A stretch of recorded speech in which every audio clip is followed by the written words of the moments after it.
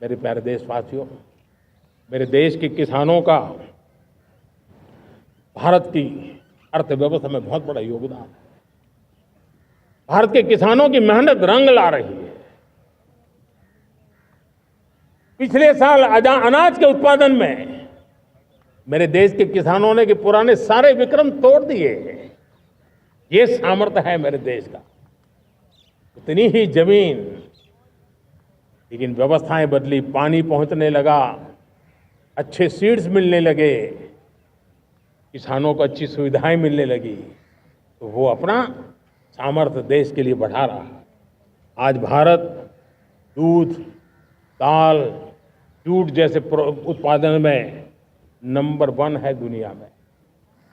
आज दुनिया का दूसरा सबसे बड़ा फिश प्रोड्यूसर, मेरे मछुआरा भाई बहनों की ताकत देखिए।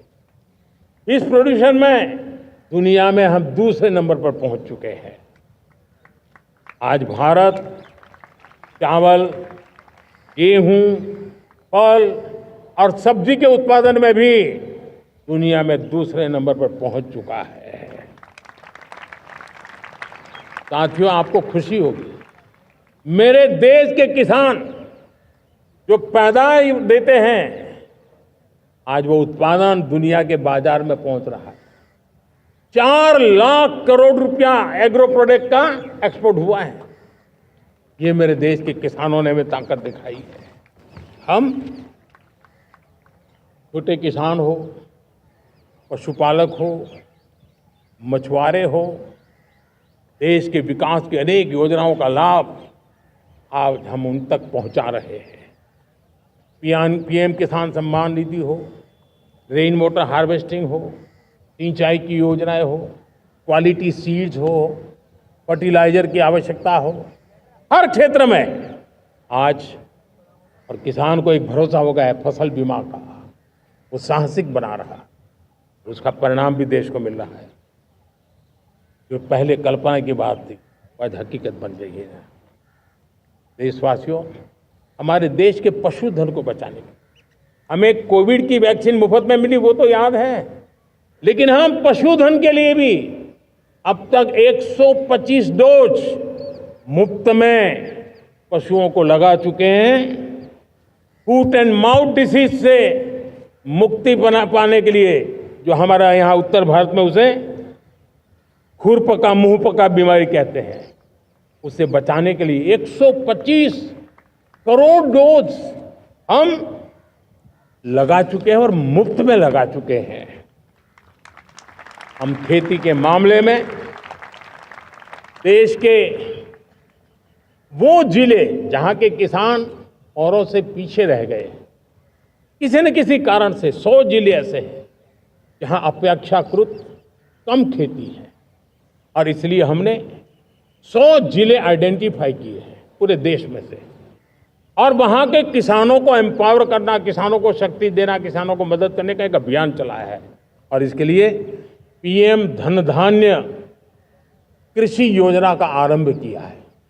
पीएम धन धान्य कृषि योजना वो देश के 100 जिले जहां थोड़ी सी भी मदद कर देंगे तो वहां का किसान भी भारत के अन्य किसानों की बराबरी कर देगा।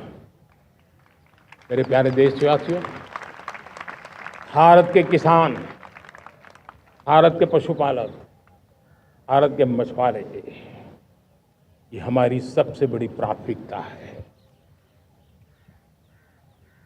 भारत के किसान, भारत के मछुआरे, भारत के पशुपालक,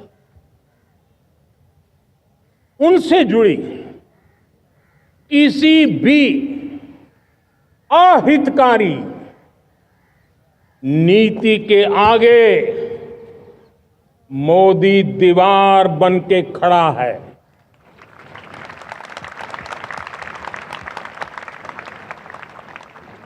भारत अपने किसानों, अपने पशुपालकों, अपने मछुआरों के संबंध में कभी भी कोई समझौता नहीं स्वीकार करेगा।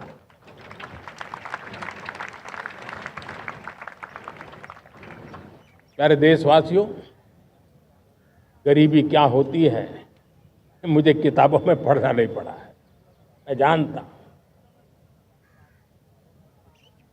सरकार में भी रहा हूं और इसलिए मेरी कोशिश रही है कि सरकार फाइलों में नहीं होनी चाहिए। सरकार देश के नागरिकों की लाइफ में होनी चाहिए। दलित हो, पीड़ित हो, शोषित हो, वंचित हो, उनके लिए सकारात्मक रूप से सरकारें प्रोएक्टिव हो, सरकारें प्रो पीपल हो, उस दिशा में हम निरंतर प्रयास कर रहे हैं। समाज के हर जरूरत व्यक्ति के लिए कुछ लोगों को लगता है कि सरकार की योजनाएं पहले भी आती, जी नहीं, हम सरकार की योजनाओं को जमीन पर उतार रहे हैं, सैचुरेशन पर बल देते हैं। और सामाजिक न्याय का अगर कोई सच्चा एजुकेशन है तो सैचुरेशन में है, जिसमें कोई हकदार छूटे नहीं, हकदार के घर तक सरकार जाए और उसे अपना हक की चीजें मिले, उसके लिए हम काम कर रहे हैं। जनधन अकाउंट जब खोले गए ना, वो सिर्फ बैंक का अकाउंट था ऐसा नहीं है, उसे एक स्वाभिमान मिला था कि बैंक के दरवाजे मेरे लिए भी खुलते हैं, मैं भी बैंक के दरवाजे में जाकर के टेबल पे हाथ रख करके बात कर सकता हूं। यह विश्वास हमने जगाया है। आयुष्मान भारत ने बीमारी को सहने की आदत से मुक्ति दिलाने का और उनको अच्छे स्वास्थ्य के लिए मदद करने का काम, और जब हम वरिष्ठ नागरिकों को 5 लाख रुपए से ज्यादा मदद कर करके उनके आरोग्य की चिंता करते हैं। आज पीएम आवास, 4 करोड़ गरीबों को घर मिलना मतलब जिंदगी के नए सपने वहां सजते हैं। वो सिर्फ 4 दीवारें नहीं है दोस्तों। रेहड़ी पटरी वालों के लिए पीएम स्वनिधि योजना, जो कभी ब्याज के चक्कर में फंसा रहता था, आज पीएम स्वनिधि से रेहड़ी पटरी वाला भी, और आपने देखा वो यूपीआई से पैसे लेता है, यूपीआई से पैसे देता है। ये बदलाव आखिरी व्यक्ति तक चिंता, लोगों की लाइफ में सरकार होनी चाहिए। उसी के कारण ये जमीन से जुड़ी योजनाएं बनती हैं, और जमीन से जुड़ी योजनाएं जमीन पर उतरती हैं, और जमीन से उतरी हुई योजनाएं जीवन में बदलाव लाने का एक सशक्त माध्यम बन जाती हैं। एक समय था, गरीब हो, पीड़ित हो, आदिवासी हो, वंचित हो, दिव्यांग हो, हमारी विधवा माताएं बहनें हो, अपने हक के लिए दर दर भटकते रहते थे। सरकारी दफ्तरों में चक्कर लगाते लगाते जिंदगी पूरी हो जाती। आज सरकार आपके दरवाजे पर आती है, सैचुरेशन के अप्रोच को लेकर के आती है। करोड़ों लाभार्थियों को सरकारी योजनाओं का लाभ मिल रहा है। डायरेक्ट बेनिफिट ट्रांसफर एक बहुत बड़ा क्रांतिकारी काम हुआ है। साथियों, गरीबी हटाओ के नारे देश ने बहुत सुने हैं, लाल किले से भी सुने, और देश सुन करके थक गया था, और देश ने मान लिया था कि गरीबी हट नहीं सकती है।